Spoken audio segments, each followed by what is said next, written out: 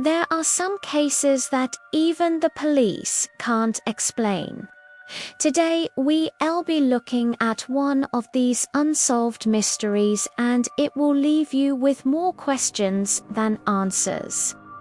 It was past midnight when Raoul, a taxi driver, picked up a woman on the outskirts of town. The woman wore a beautiful white dress that reached down to her ankles. There was something different about her appearance, but at the time he couldn't tell what. She only gave him an address deep in the countryside and didn't speak a word throughout the ride. He could feel her intense gaze upon him, but whenever he glanced back, she was staring straight ahead. The drive to her destination took almost 45 minutes because the woman insisted that he take the scenic route. It was well after midnight by the time they arrived at the location. It was a small dirt road without street lamps or any houses. Raoul pulled up outside a large iron gate. It had a small sign above it which read, Desierto de los Leones Cemetery. It was far from the city center and very isolated. It made Raoul nervous, but he wasn't going to let it show. He stopped outside the entrance and politely asked the woman if this was the correct place. She turned to him for the first time and simply nodded slowly. She opened the door and was about to get out when Raoul nervously said, Ma'am, I need to know how much I owe you."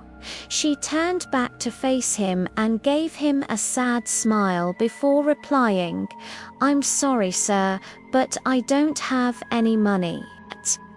Her tone was calm and emotionless, like she was used to saying those words. Raoul frowned, trying to make sense of what she meant. "You want me to drive you here, but don't have any money to pay me. You must be joking." The woman shook her head sadly and stepped out of the taxi. Then she began walking towards the cemetery. Raoul watched her go. She looked so peaceful despite the situation, but he was still confused. He knew the cemetery was free and visitors usually had to pay someone at the front desk to unlock the gates. He exited his car and followed her. At first, she walked normally, but then she slowed down until she was moving at half speed, dragging her feet along the ground. Raoul tried to call out to her, but no sound came out. He couldn't believe what he was seeing.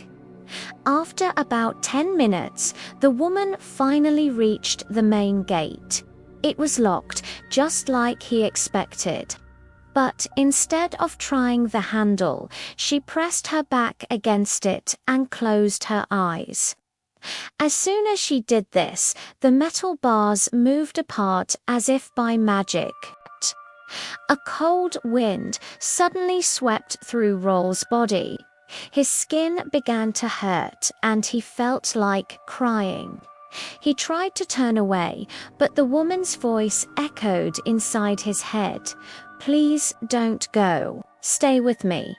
He couldn't understand what was happening. Then he saw something that terrified him. The bars started closing again, trapping him outside the fence. When the metal hit the cement, it made a loud clanging noise. This brought back a flood of memories for Raoul. The exact same thing had happened to him 5 years ago. He was driving home late one night when he picked up a hitchhiker who looked exactly like the woman in front of him. He remembered taking her to the same cemetery, but she never paid him either. And when he went to check on her, she vanished, and the gate magically opened. He continued to investigate the case and learned that the cemetery had been abandoned 30 years ago after the local priest committed an unforgivable sin. He also found out that people had been dying mysteriously near the site ever since.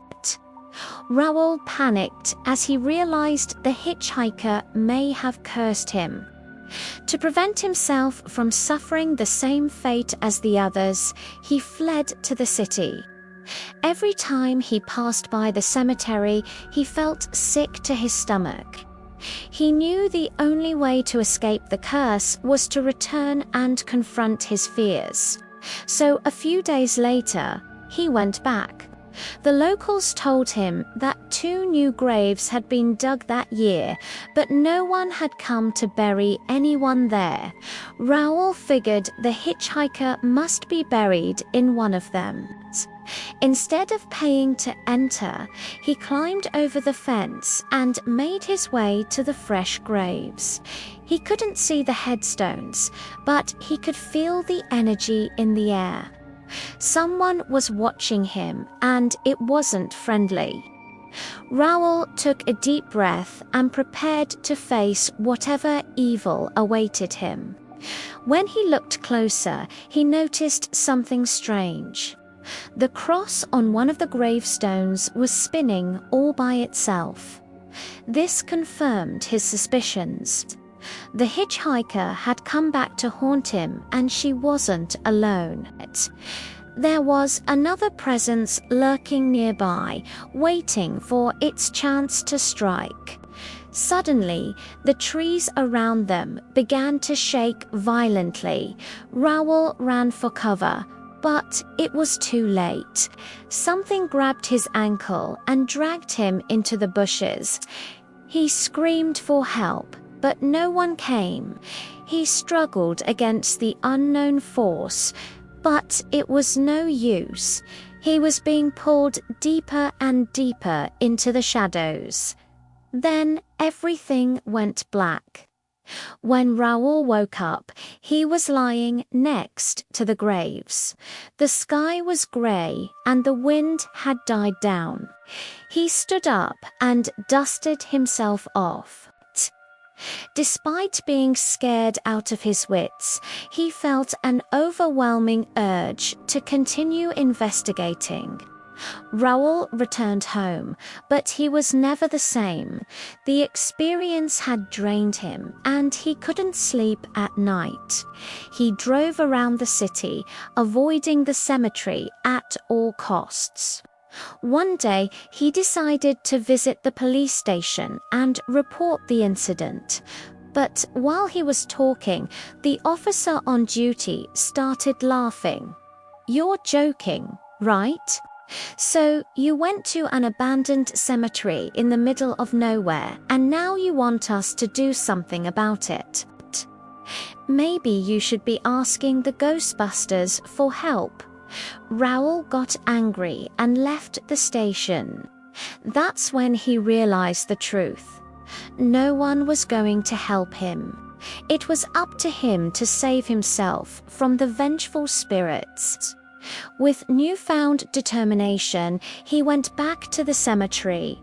This time he brought supplies. He placed cameras around the area, hoping to capture evidence of the supernatural activity.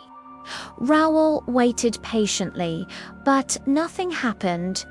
Just as he was about to leave, he heard footsteps behind him. He turned around and saw a woman standing in the shadows. It was the same woman he had seen in his taxi. She was wearing the same white dress and had a sad expression on her face. As she approached, he noticed that her legs were transparent and she seemed to be floating a few inches off the ground. Raoul remained calm and continued recording. The woman walked closer, and when she was close enough, he asked, "Can you hear me?" She nodded slowly, then pointed to herself. "Who are you?" he asked. She replied in a whisper, "My name is Maria." She told him that she had been searching for him for a long time and was happy to finally find him. "Why do you keep coming back?" he asked. "Do you want me to help you?" Maria shook her head. "I'm not here to help you," she said sadly. "I'm here to warn you." She explained that the cemetery was cursed and anyone who entered would suffer terrible misfortune. "Please leave," she said. "Don't tempt fate any further." But Raoul wasn't scared anymore. He knew that facing his fears was the only way to move forward. "Why are you afraid?" he asked. "What's so scary about this place?" Maria looked at him sadly and said, "This is where I died." She told him that she had been in a car accident on that same road years ago and had never left the cemetery. "I'm trapped here," she whispered, "and I need your help to set me free." Raoul felt a surge of sympathy for the woman. He had caused her to lose her life, and it was his duty to help her find peace. "How can I help you?" he asked. Maria smiled weakly and said, "Just remember me." Then she faded away into the darkness, leaving Raoul alone in the shadows. He stayed in the cemetery all night, talking to the spirits and trying to understand their pain. By morning, he felt a sense of calm he had never experienced before. He knew that Maria and the other spirits had finally found peace. From that day on, Raoul never forgot the woman in the white dress. He visited her grave often and shared stories about his life. He also became a paranormal investigator, helping others who were struggling with similar experiences. And so the curse of the cemetery was broken, and Raoul found purpose in his life.